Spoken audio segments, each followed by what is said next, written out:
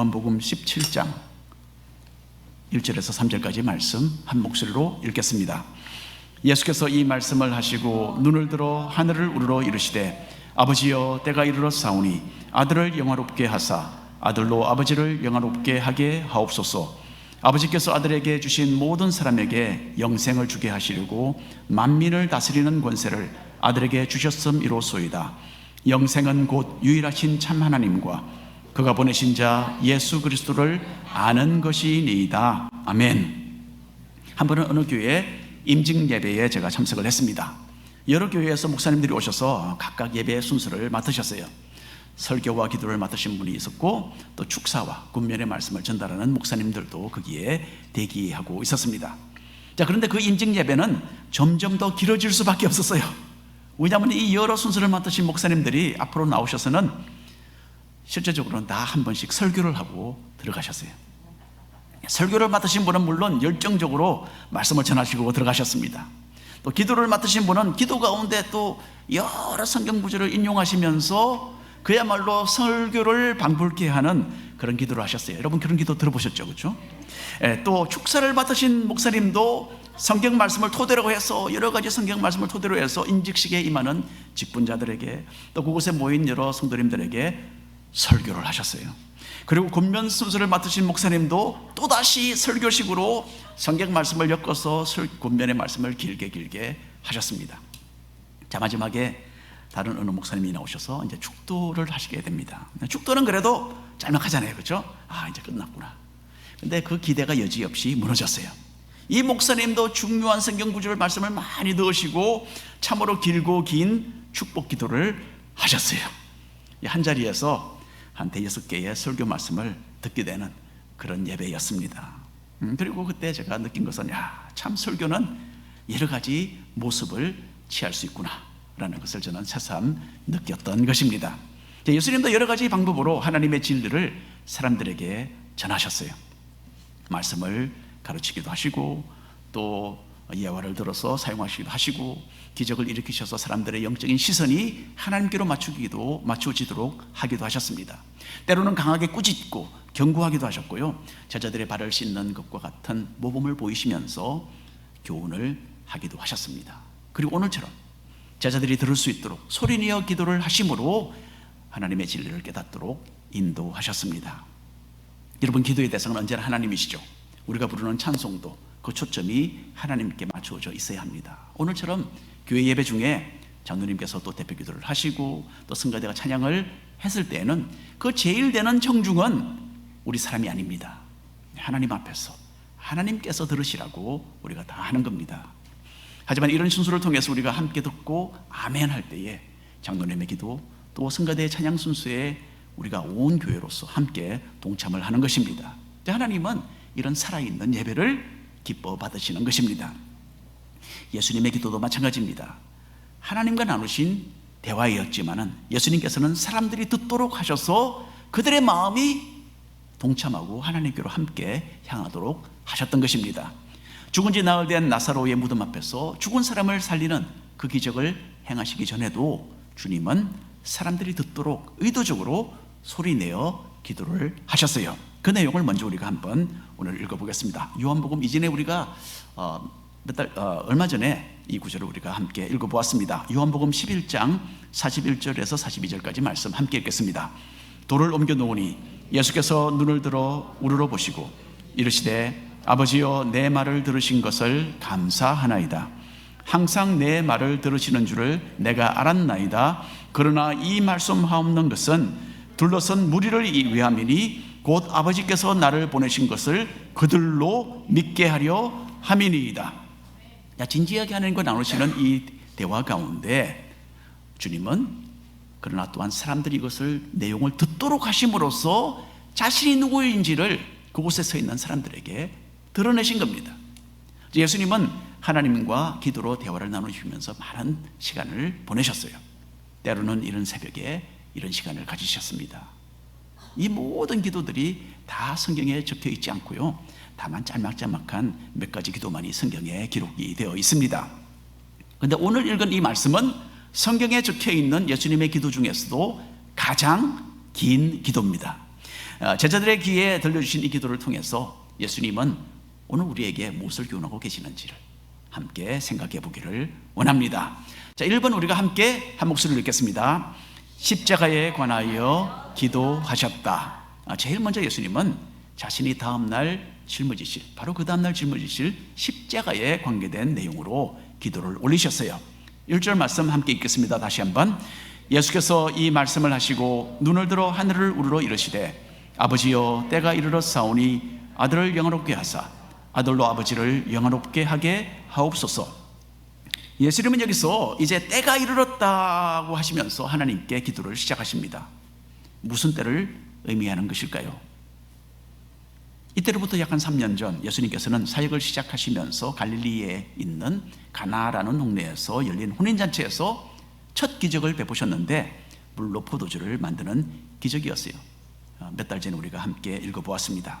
자, 어머니 마리아가 예수님께 다가와서 잔치집에 포도주가 떨어졌다라고 말했을 때에 그때 예수님은 나의 때가 아직 이르지 않았습니다 라고 말씀하신 것 기억나시죠? 붉은 포도주가 자주 상징했던 피, 자신이 그 피를 흘림으로써 인간의 가장 중대한 영적인 필요를 채우실 그때가 아직 되지 않았다라는 의미였습니다. 유대인들에게서 생명의 위협을 받고 피하실 때에도 예수님은 자신의 때가 이르지 않았다라고 말씀하고는 하셨어요. 주님은 사역하시면서 십자가에 달려 죽으실 것을 항상 염두에 두고 계셨습니다. 이렇게 고난을 받으심으로써 하나님의 뜻을 완전히 이루게 될 그 때를 계속 바라보셨던 것입니다.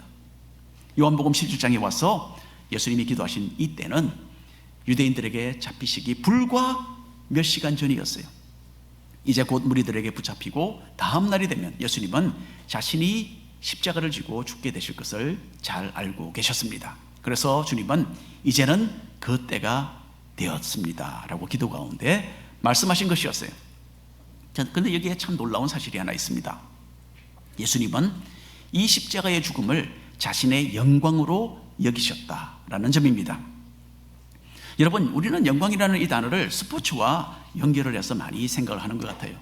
골프 대회에서 수많은 경쟁자들을 제치고 우승하는 사람은 승리의 영광을 누리는 것입니다. 저희 교회도 보면 골프를 치시고 또 잘 치시는 분들이 계시는 것 같은데 지금까지 한국 분들이 남자 골프에서는 그렇게 힘을 못 쓰는 것 같은데 여자 LPGA에서는 그래도 상당히 실력이 있는 것 같아요. 그렇죠? 지금까지 LPGA 여자 골프에서 가장 성공적으로 활약했던 한국 선수는 여러분들이 잘 알고 있는 박세리 선수죠. 25번이나 대회 우승을 차지했고요. 한국 사람으로서는 처음으로 세계 프로골프 홀 오브 페임에 올랐던 사람입니다. 자, 이제는 은퇴를 했습니다. 박세리 선수가. 그런데 이 박세리 선수에 못지않게 지금도 정말 활약하고 있는 선수는 박인비 선수죠. 그렇죠? 박인비는 대회 우승을 21번 했고요. 2013년도에는 메이저 대회를 3번이나 연달아 우승하는 그런 기록을 세웠습니다. 그리고 2016년도에는 박인비 선수 올림픽에서 골프에서 금메달을 땄어요. 그러니까 굉장한 분이죠. 운동선수들은 이 다른 사람과의 경쟁에서 승리하는 그 쾌거와 함께 영광을 얻게 됩니다. 그런데 반면에 예수님께서는 어떻게 합니까? 십자가의 그 극심한 고난을 영광으로 삼으신 겁니다. 왜 그렇습니까? 십자가는 패배가 아니라 영적으로 큰 승리를 의미했기 때문입니다. 이 고난을 통해서 주님은 인간의 죄를 씻고 영원한 생명으로 그들을 인도하는 그 일을 이루실 계획이셨어요. 죄와 사망의 권세로 인간을 사로잡고 있던 마귀의 소나기에서 사람들을 구원해 주시고 하늘나라에서 영원토록 살 수 있도록 하실 그 십자가의 죽음을 주님은 승리의 영광으로 바라보셨던 것입니다. 한번 생각해 보십시오. 여러분, 온 우주를 창조하시고 참으로 우리 인간이 다가가지 못할 그 영광의 빛 가운데 거하시는 하나님에 비하면 우리는 그야말로 벌레만도 못한 존재가 아니겠습니까? 그런데 이런 우리 인간을 구하는 일을, 이런 벌레 같은 우리 존재를 구하는 일을 주님께서는 그렇게 영광스럽게 생각하셨다는 것. 참, 여러분, 인간을 향한 하나님의 그 기쁘신 사랑은 우리가 도무지 이해할 수가 없는 미스테리 중의 미스테리입니다. 우리 죄인들을 그렇게 존귀하게 여겨주시는 하나님께 우리의 찬양과 감사를 올려드립니다. 자, 예수님은 이어서 이렇게 기도하시죠. 2절과 3절 말씀 함께 읽겠습니다. 아버지께서 아들에게 주신 모든 사람에게 영생을 주게 하시려고 만민을 다스리는 권위를 아들에게 주셨음이로소이다. 영생은 곧 유일하신 참 하나님과 그가 보내신 자 예수 그리스도를 아는 것이니이다. 예수님께서는 영원히 죽을 수밖에 없었던 우리를 영원토록 살 수 있도록 십자가에 그 길을 열고 계셨던 것입니다. 그런데 특이한 것은 예수님께서 이 영원한 생명을 하나님과 예수님을 아는 것이다 라고 말씀하신 점입니다. 하나님과 예수님을 아는 것이 영생이라고 하셨어요. 주전 221년에 중국을 통일하고 황제가 된 진시황은 죽지 않겠다는 자신의 그 꿈을 이루기 위해서 불로초를 찾아오라는 임무를 주어서 수천 명을 떠나보냈습니다. 진시황뿐만 아니라 누구든지 물론 오래 살기를 원합니다. 하지만 여러분, 오래 산다는 것은 시간적인 요소만을 말하는 것은 아니죠. 그저 오랫동안 목숨만 유지하는 것, 그건 별로 의미가 없는 것 같아요. 만일에 산속에서 수천 년을 사는 고목과 같이 말도 하지 말고 움직이지도 말고 아무도 만나지 않는 그런 외로운 삶을 오래도록 살아야 한다라면 여러분, 아무도 그것을 원하지 않을 것 같아요. 여러분은 그런 것을 원하겠습니까? 사람은 여기저기 다니기도 하고 가까운 사람과 함께 시간도 보내고 어떤 목적을 가지고서 또 그 목적을 이루면서 살아가는 가운데서 인생의 의미를 느끼는 것입니다. 하나님으로부터 창조받은 우리 인간이 누릴 수 있는 가장 큰 기쁨과 만족은 무엇이겠습니까? 이 세상의 것이 아니죠. 우리를 만드신 하나님과 만나고 그분과 알고 지내는 것에서 그 진정한 만족이 오는 것입니다. 예수님을 믿음으로 얻게 되는 영생은요, 영원토록 우리의 최고의 만족이 되어주시는 하나님과 끝없이 지속되는 그 행복한 관계 유지하는 것을 가리킵니다. 만일에 여러분, 우리가 어떤 크나큰 고통이나 또는 죽음을 바로 앞두고 있다면 여러분들은 그러면 어떤 기도를 하나님께 올리게 되겠습니까? 예수님은 엄청난 고난의 그 시간을 앞두시고 하나님 앞에서 기도하시면서 죄인을 위한 자신의 사역의 그 영광을 말씀하고 계십니다. 주님은 십자가의 고난이 자신을 믿는 사람들에게 하나님을 알아가는 이 행복을 안겨다 줄 것을 바라보셨고 이것을 가장 큰 기쁨으로 여기셨던 것입니다. 영원하신 하나님을 더 깊이 알아가는 그 복을 넘치도록 누리시는 우리 성도님들 되시기를 바랍니다. 두 번째로 함께 읽겠습니다. 제자들을 위해 기도하셨다. 예수님은 십자가를 지시기 바로 전날 자기를 가까이 따르던 제자들과 시간을 보내셨어요. 그리고 제자들을 하나님께 부탁하는 기도를 올리게 되십니다. 9절 말씀입니다. 한 목소리로 읽습니다. 내가 그들을 위하여 비옵나니 내가 비옵는 것은 세상을 위함이 아니요 내게 주신 자들을 위함이니이다. 그들은 아버지의 것이로소이다. 자, 먼저 제자들을 향한 주님의 마음이 여기 그대로 나와 있습니다. 제자들이 하나님께 속한 사람들이고 또 하나님의 말씀을 지키는 사람들이라고 주님은 언급을 하십니다. 제자들은 예수님으로부터 이런 좋은 평가를 과연 받을 만한 훌륭한 사람들이었겠습니까? 그렇지 않죠. 제자들은 마지막까지 예수님의 말씀의 그 깊은 의미를 제대로 이해하지 못했어요. 또한 주님의 그 임박한 십자가의 고난을 앞두고서도 그 상황을 제대로 분간하지 못했고 도리어 누가 하나님의 나라에서 더 크게 될 것인가 자기들끼리 서로 놓고 다투고 경쟁을 했습니다. 참으로 한심한 제자들이었어요.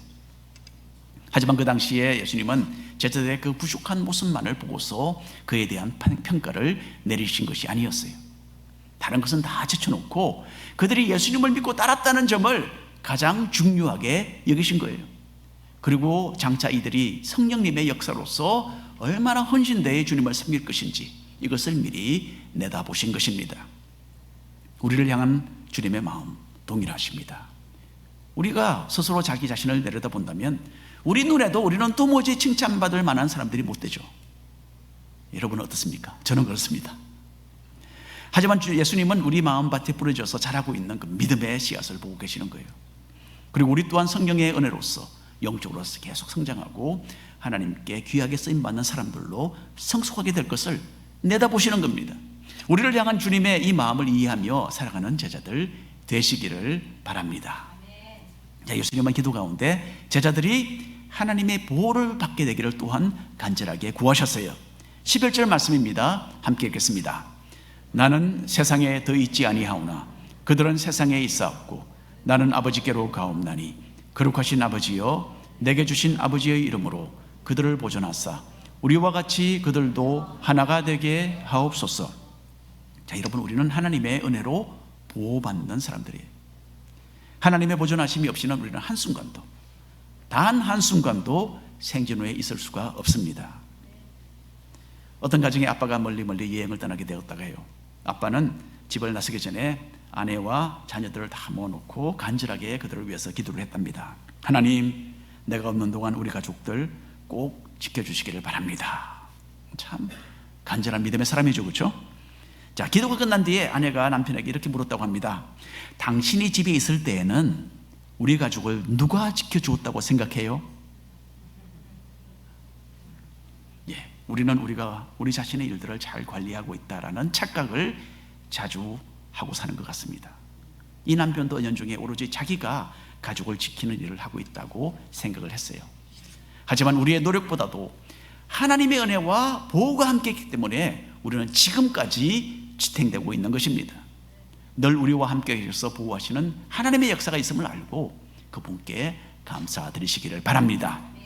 자, 그렇다면 어떤 면에서 특별히 주님은 우리를 보존하고 계시는가? 12절 말씀 우리가 함께 읽겠습니다. 내가 그들과 함께 있을 때에 내게 주신 아버지의 이름으로 그들을 보존하고 지켰나이다. 그 중에 하나도 멸망하지 않았다라고 주님이 여기서 기도 가운데 말씀하고 계십니다. 자, 하나님은 우리가 자신의 백성으로 계속 남을 수 있도록 보존하고 계세요. 이런저런 세상의 일로 보호하시는 것, 그것도 당연합니다. 하지만 무엇보다도 영적인 의미에서 우리를 보존하시는 것이죠. 우리가 하나님의 자녀가 된 것은 우리의 어떤 행위로 된 것이 아니라 오로지 하나님의 은혜로 되었습니다. 마찬가지로 하나님께 속한 백성으로 지속되어서 천국을 상속받는 것도 이것 또한 완전히 하나님의 은혜로 되는 것입니다. 예수님께서 제자들을 지옥의 멸망으로부터 보존하셨듯이 우리 모두를 동일하게 또한 보존하실 것입니다. 얼마나 감사합니까? 이런 하나님의 은혜를 알고 우리는 찬양하고 있습니다. 자, 또 하나님은 세상의 악한 상황 속에서 우리를 보존하십니다. 15절 말씀입니다. 또 함께 읽겠습니다. 내가 비옵는 것은 그들을 세상에서 데려가시기를 위함이 아니요 다만 악에 빠지지 않게 보존하시기를 위함이니이다. 예수님의 죽으심과 함께 제자들은 이제 큰 위기에 처하게 될 그런 상황이었어요. 불과 같은 핍박이 그들을 기다리고 있었고요. 그래서 주님께서는 하나님의 보존하심이 함께 하도록 위해서 기도하고 계시는 겁니다. 자, 예수님은 그런데 한 가지 중요한 것입니다. 예수님은 악한 상황들이 모조리 다 제자들을 피해갈 것을 위해서 기도하지 않으셨어요. 우리는 기도하면 그렇게 하겠죠. 하나님 이런 일도 피하게 하시고 저런 일도 피하게 하시고 우리가 편안하게 안전하게 아무런 염려 없이 그렇게 있기를 원합니다. 이게 우리의 기도입니다. 하지만 주님은 그렇게 기도하지 않으셨어요. 다만 제자들이 이 모든 악조건들을 성공적으로 잘 통과할 수 있기를 위해서 간구하셨던 것입니다. 악조건을 성공적으로 잘 통과할 수 있도록. 지금부터 약 한 100여 년 전에 구세군을 창설한 윌리엄 부트라는 사람이 있었죠. 그 사람에게는 자녀들이 많았고 또 손자들이 있었는데 특별히 손녀딸 미리암에 대한 이야기입니다. 미리암은 어릴 적부터 하나님을 많이 사랑했고 불쌍한 사람들을 도우는 일을 했다고 해요. 20살 정도 되었을 때 한 번은 전도 사역을 위해서 먼 여행을 갔는데 그만 병에 걸려서 돌아왔습니다. 그래서 돌아와서 배를 열고 막 여러 번 수술을 했는데 의사들이 실패하고 말았어요. 그 후로는 정말 표현하지 못할 정도로 고통 가운데서 나날을 여러 해 보내게 됩니다. 의사들은 모르핀 약을 처방해서 주었지만은 미리암은 20살 나이에 그 나이를 거절하는 거예요. 왜 거절을 했느냐? 모르핀에 중독된 사람들이 예수님을 믿고 이제는 그 약 끊어보려고 그렇게 안간힘을 쓰고 있는데 내가 어떻게 편해보려고 그 모르핀 내가 사용할 수 있겠느냐?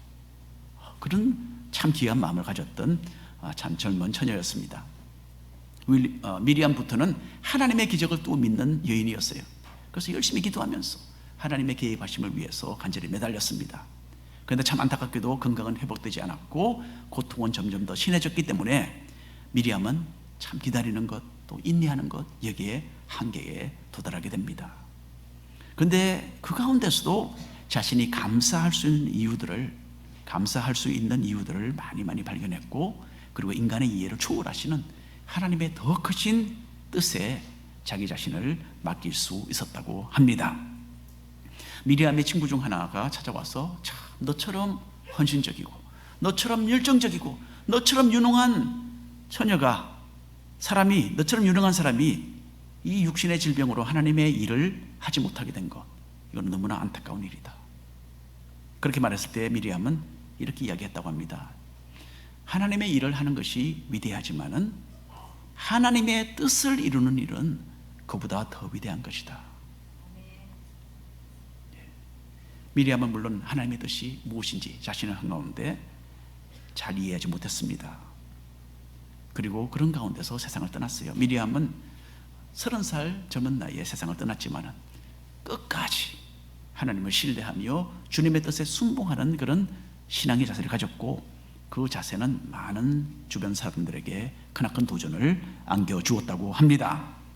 여러분, 그래서 예수님만 믿으면 모든 일이 잘 될 것이다, 다 잘 될 것이다, 이것은 진실이 아닙니다. 오히려 그 반대입니다. 주님을 따라가는 길은 여러모로 고난의 길이에요. 하지만 믿는 사람들은 이런 어려움 가운데서도 하나님의 은혜로 극복해내며 승리하는 그런 복된 사람들인 것입니다. 세 번째로 함께 읽어보겠습니다. 모든 믿는 자들을 위해 기도하셨다. 예수님은 자신의 십자가의 사역에 관해서 기도하셨고, 그 후에는 자신 곁에 있던 제자들을 위해서 기도하셨어요. 그리고 이제 이어서 주님은 제자들이 전하는 복음의 말씀을 듣고 주님을 따르게 될 장래의 성도들을 위해서 기도를 이어가십니다. 20절 21절 말씀 함께 읽겠습니다. 내가 비옵는 것은 이 사람들만 위함이 아니요 또 그들의 말로 말미암아 나를 믿는 사람들도 위함이니, 아버지여, 아버지께서 내 안에 내가 아버지 안에 있는 것 같이 그들도 다 하나가 되어 우리 안에 있게 하사 세상으로 아버지께서 나를 보내신 것을 믿게 하옵소서. 그들도 다 하나가 되어 세상으로 아버지께서 나를 보내신 것을 믿게 하옵소서. 자, 먼저 여기서 이 사람들이 누굽니까? 바로 우리들입니다. 예수님은 우리를 염두에 두시고 이 기도를 하셨어요. 자, 그러면 우리를 위해서 어떤 기도를 하셨습니까? 우리의 하나됨을 위해서 기도하셨어요. 성도가 사랑 안에서 마음의 일치를 이루도록 주님은 간구하셨어요.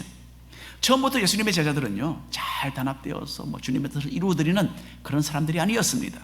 다 서로 자기 잘났다고 하면서 스스로를 앞세우는 한심한 사람들이었어요.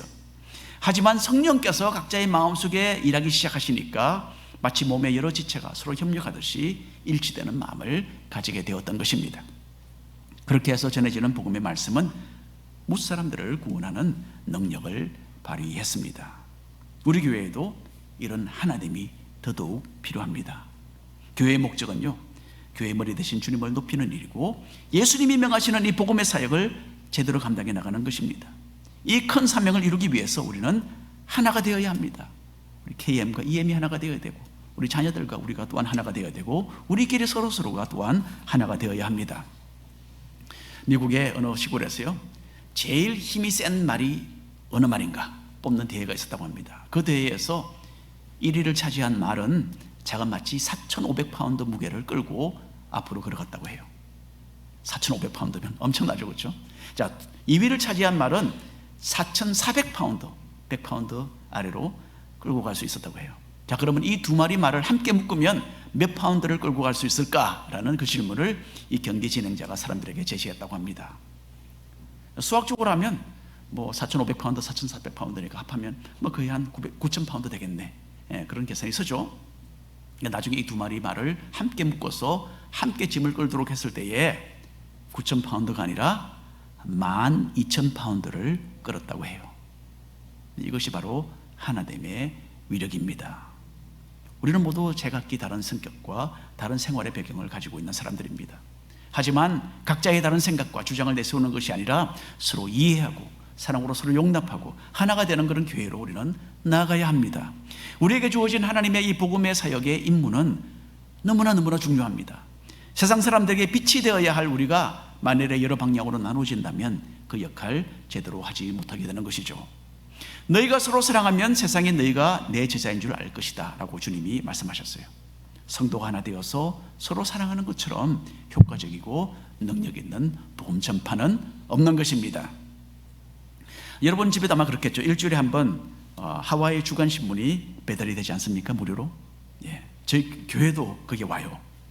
제가 그 주간 신문 무료 신문을 제가 배달받는데 대강 제가 신문을 훑어보는데 주로 저는 맨 중앙에 있는 그 부분에 유심히 관심을 가지고 살펴봅니다. 맨 중앙에 뭐가 있는지 아세요? 세이프웨이 광고 페이지가 있어요. 예, 거기 보면 고기, 과일, 야채, 빵, 또 갖가지 간식이 특별 세일 가격으로 나와 있습니다. 그런데 제가 그런 것을 사려고 하는 건 아니고요. 제 눈은 언제나 딱 한 가지 특정 물건에 맞춰져 있어요. 이게 세일을 하는지 제가 초점이 맞춰져 있는 거예요. 무엇인지 아마 여러분 모르실 거예요. 예, 맥도날드 아닙니다. 예. 탄산수 캔이 세일을 하는지 안 하는지, 예, 그게 나한테 굉장히 중요해요. 지난주에는 탄산수 캔 24개가 들은 박스가 하나에 5불로 세일을 했어요. 예. 그러면 그 계산을 해보죠. 24개에 5불이니까 캔 하나에 그냥 쿼러 동전 하나 가격이니까 얼마나 쌉니까? 그렇죠? 참 싼 가격이죠. 그것도 보니까 금요일 하루만 특별 세일이었어요. 그것도 한 사람에 2개로 제한되어 있어요. 2개 박스밖에 한 사람이 살 수 없는 거예요. 제가 식구들에게 카톡을 보냈어요. 우리 식구들이 모두 4명입니다. 저랑 포함해서 모두가 2박스씩 사와라. 그렇게 지금 우리 차고에 가면요, 탄산수 박스 8개가 차곡차곡 이렇게 쌓여져 있습니다. 제가 왜 이 말씀을 드립니까? 우리 믿는 사람들은요, 하나님의 광고지입니다. 하나님께서는 우리를 통해서 세상 사람들을 자기에게로 이끌기 원하시는 거예요. 영혼의 갈증을 해결하는 생수를 간절히 원하는 사람들이 하나님의 백성인 우리를 보고 주님께 나아오도록 하시는 거예요. 아무리 다른 모든 것을 잘한다 하더라도 서로 헐뜯고 싸우면 교회에 붙어 있을 사람이 있겠습니까? 우리가 전하는 사랑의 복음이 몽땅 무효가 되는 것입니다. 형제와 자매를 비난하는 말, 수군대는 말, 정말 우리가 조심해야 합니다. 그리스도의 몸된 교회를 파괴하고 무너뜨리는 일이기 때문이에요. 하나님께서는 복음의 일꾼으로 우리 모두를 부르셨습니다. 이것이 우리가 주님께로부터 받은 참으로 영광스러운 임무예요. 천사도 흠모하는 귀중한 사역입니다. 복음의 결과로 하나님과 화목하게 되고 성도들과 사랑 안에서 하나가 될 때에 주님은 우리를 통해 마음껏 일하실 것입니다. 마지막으로 주님은 나중에 믿는 우리들에게 영원한 생명이 허락되도록 기도해 주셨습니다. 24절 말씀 함께 읽겠습니다. 아버지여, 내게 주신 자도 나 있는 곳에 나와 함께 있어 아버지께서 창세전부터 나를 사랑하심으로 내게 주신 나의 영광을 그들로 보게 하시기를 원하옵나이다. 하나님의 백성으로서 마음의 일치를 가지고 충성되이 주님의 뜻을 받드는 사람들에게는 이런 엄청난 하나님의 복이 기다리고 있습니다. 이 땅에서 하나님을 알고 그 영적인 복을 누릴 뿐만 아니라 장차 올 영원한 세계에서도 하나님과 화목한 관계를 누리게 되는 거죠. 이 세상 그 무엇을 주고 또 그 무엇과 이것을 바꿀 수 있겠습니까, 여러분? 여러분, 무엇으로 이것을 바꿀 수 있겠습니까? 못 바꾸죠. 하나님의 자녀된 이 특권, 우리에게 주신 하나님을 찬양하시기를 바랍니다. 오늘 결론에 말씀드립니다. 요한복음 17장 말씀은요, 예수님의 기도를 사도 요한이 받아 죽은 거예요. 예수님은 이 기도를 의도적으로 제자들이 듣도록 하셔서 그들이 하나님의 진리를 알게 되도록 하셨습니다. 주님은 먼저 기도 가운데 십자가의 고난의 때가 자신에게 온 것을 말씀하셨어요. 그리고 죄인들을 구원하기 위해서 죽임을 당하시는 것을 큰 영광으로 삼으셨습니다.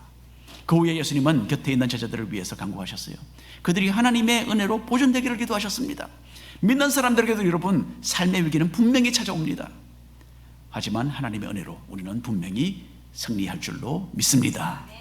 마지막으로 우리처럼 장래에 주님을 믿을 사람들을 위해서도 주님은 미리 2000년 전에 기도해 주셨어요. 우리가 하나 되어서 하나님의 복음의 빛을 이 세상에 비치도록 위해서 기도하셨고, 하늘나라에서 영원한 생명 받아 누리는 그 복 받도록 간구해 주셨습니다. 우리 각자를 향한 예수님의 사랑은 너무나 크고 놀랍습니다. 로마서 8장에 있는 말씀 함께 읽겠습니다. 누가 정죄하리요? 죽으실 뿐 아니라 다시 살아나신 이는 그리스도 예수시니 그는 하나님 우편에 계신 자요 우리를 위하여 간구하시는 자신이라. 예수님은 지금도 하늘에서 우리를 위해 기도하고 계십니다. 우리는 모두 예외 없이 예수님의 기도 제목에 포함된 사람들이라는 이 사실, 우리의 마음에 간직하면 좋겠습니다. 그래서 이 한 주간도 하나님을 알고 세상을 이기고 세상에 빛이 되는, 변화되는 믿음의 사람들로 사시기를 축원합니다. 기도하겠습니다. 주 하나님, 오늘도 주님